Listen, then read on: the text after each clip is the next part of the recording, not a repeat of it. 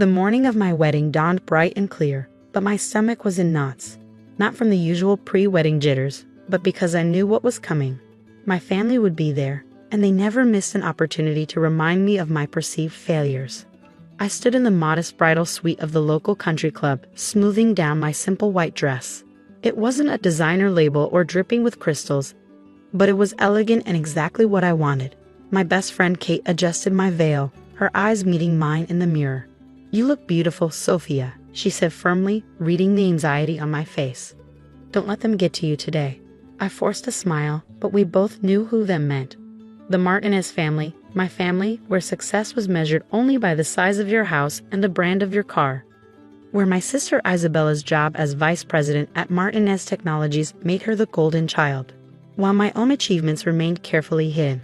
A knock at the door made me flinch. "Sophia, are you decent?" My mother's voice carried that familiar note of disappointment she perfected over the years. "Come in, Mom." She entered, wearing a designer dress that probably cost more than my entire wedding budget. Her eyes swept over me, cataloging every detail she found lacking. Behind her, Isabella sauntered in, draped in haute couture. "Oh, Sophia," my mother sighed, shaking her head. "Couldn't you have at least tried to find something more suitable? This looks like it came from a department store." "It's perfect for her, Mother," Isabella smirked. "After all, what else can you expect from someone who works as a business consultant?" She made air quotes around my job title. "At least James loves her enough to marry her, despite everything." If they only knew. If they had any idea that my consulting work was actually running Phoenix Industries, one of the largest technology consulting firms in the country. The same company their precious Martinez Technologies was desperately trying to secure a contract with. But they didn't know. Nobody did. I'd built my company from the ground up using a different name, keeping my success hidden for years. Even my fiancé James had only learned the truth a month ago. "The ceremony starts in an hour," my mother announced. "Try not to embarrass us too much, Sophia. The Martinez name still means something, even if you never lived up to it." After they left, Kate squeezed my shoulder. "Just a few more hours, then you can tell them everything." I nodded, touching the simple pearl necklace at my throat. The only piece of jewelry I wore besides my engagement ring. They're in for quite a surprise. The ceremony itself was beautiful in its simplicity.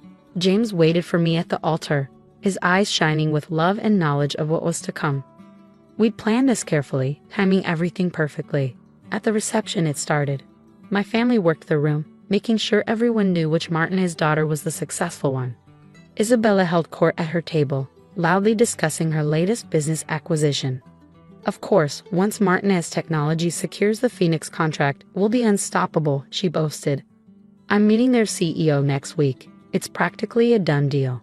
I checked my watch. Right on time, my phone buzzed. I excused myself from the table, giving James a subtle nod. "Poor Sophia," I heard Isabella say as I walked away.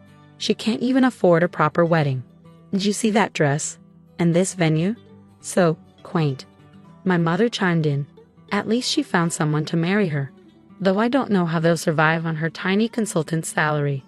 I stepped outside just as the sound of jet engines filled the air. Heads turned as my private jet, emblazoned with the Phoenix Industries logo, made a perfect landing on the country club's private airstrip. James appeared at my side, taking my hand. "Ready?" I squared my shoulders, feeling the weight of years of dismissal and degradation fall away. "It's time." We walked back into the reception hall, where my family was clustered by the windows, staring at the jet. Isabella's face had gone pale. That's the Phoenix Industries jet," she stammered. "What is it doing here?" I cleared my throat, and the room fell silent. "I have an announcement to make." Every eye turned to me as I stood in the center of the room, no longer the disappointing daughter, but the CEO I truly was. The next few minutes would change everything, and I was ready. "I believe we have a meeting scheduled next week, Isabella," I said calmly. "But since we're all here now, why don't we discuss that contract you're so certain about?" The color drained from her face as understanding slowly dawned. Behind her, my mother grabbed the back of a chair for support. "No," Isabella whispered. "It's not possible." But it was, and now they would finally learn just how possible it was. The silence in the reception hall was deafening.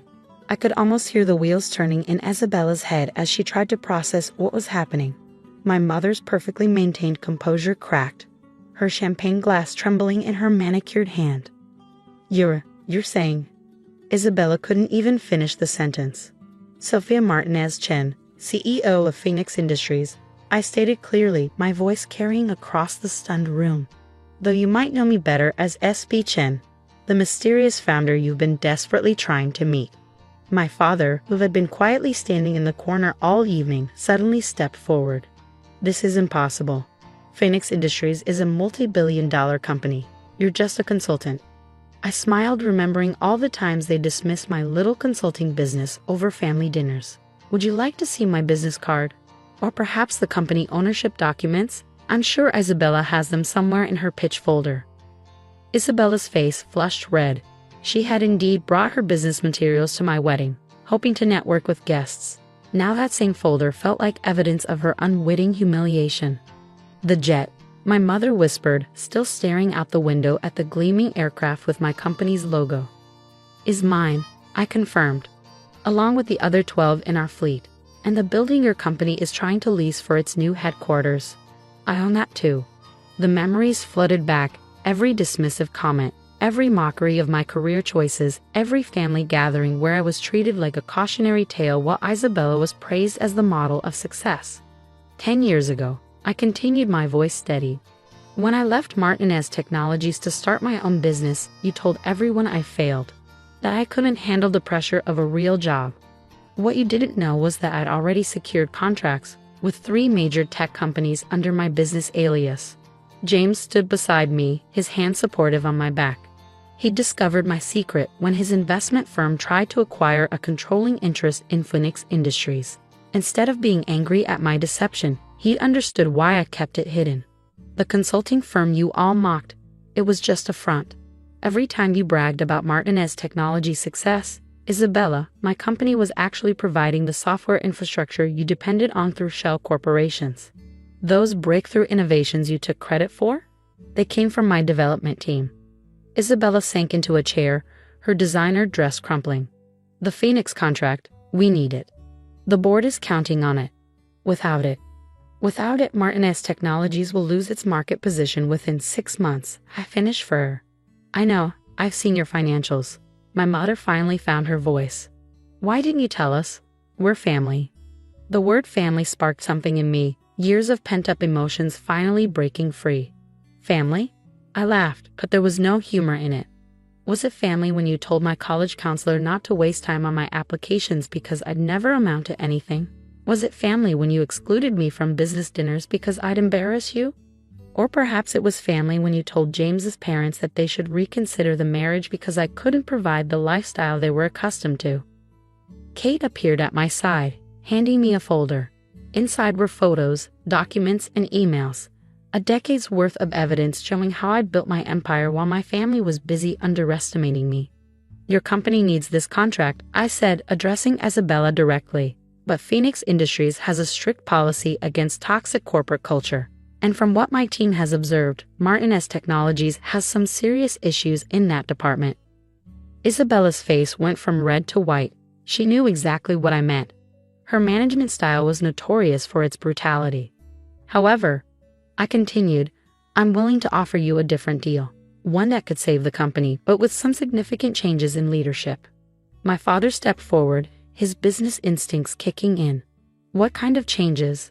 Complete restructuring of the executive board, new management policies, and Isabella. I turned to my sister, who couldn't meet my eyes. You'll need to step down as VP. The gasps around the room were audible. Isabella jumped to her feet. You can't do this. Daddy, tell her she can't do this. But our father was a businessman first. He could see the writing on the wall. She can, and she has every right to. The question is, why would you help us at all? I looked around the room at my gathered family members, the aunts, uncles, and cousins who had witnessed years of my humiliation. They were all watching now, their expressions a mix of shock, embarrassment, and dawning respect. Because despite everything, Martinez Technologies was our grandfather's legacy. He built it from nothing, just like I built Phoenix. I won't let it fail. I paused, letting my words sink in. But I won't let it continue to be a monument to arrogance and cruelty either. I nodded to James, who began distributing sealed envelopes to key family members. Inside, you'll find the terms of Phoenix Industries' proposed restructuring of Martinez Technologies. You have until Monday to decide. My mother stood frozen, the envelope trembling in her hands. All this time, all these years. Yes, I said simply. All these years, you had 2 successful daughters. You just couldn't see past your own prejudices to recognize it. I turned to the rest of our wedding guests, many of whom were watching the scene unfold with rapt attention. Now, I believe this is still a celebration. James and I would love for you all to join us on our private island for the reception continuation. The jet can accommodate 30 passengers per trip. As if on cue, the wedding planner began coordinating with guests for the transfers. My family remained rooted in place, still processing everything that had happened. Isabella finally spoke, her voice small. The contract was never real, was it? You never intended to give it to us. No, I confirmed. But this offer is real. It's your chance to be part of something better. Your choice. I took James's hand and turned to leave for the jet. My father's voice stopped me. Sophia. I'm sorry. I looked back at him, seeing for the first time something I'd always wanted to see, respect. I know, Dad, Monday morning, 9 a.m. Don't be late. As James and I walked out to the waiting jet, I heard the whispers behind us, felt the stares. But for the first time in my life, they didn't hurt. I finally shown them who I really was, not the person they'd chosen to see. Kate caught up with us at the jet's stairs. That was epic. But what happens now? I smiled, looking back at the country club where my family was still huddled, their world thoroughly shaken. Now they learn that success isn't measured by how well you can tear others down, but by how many people you can lift up. James squeezed my hand as we boarded the jet, ready for the next chapter. I looked out the window at my assembled guests, my shell-shocked family, and the future stretching out before us. More than ready. After all, success is the best revenge. The jet engines roared to life, and as we took off into the sunset, I knew that my wedding day had become something more than just a celebration of love. It had become the day I finally stepped out of the shadows and into my own light. Sometimes the greatest victory isn't in keeping secrets, but in choosing the perfect moment to reveal them. And as my family would soon learn, this was just the beginning of their education in what true success looks like.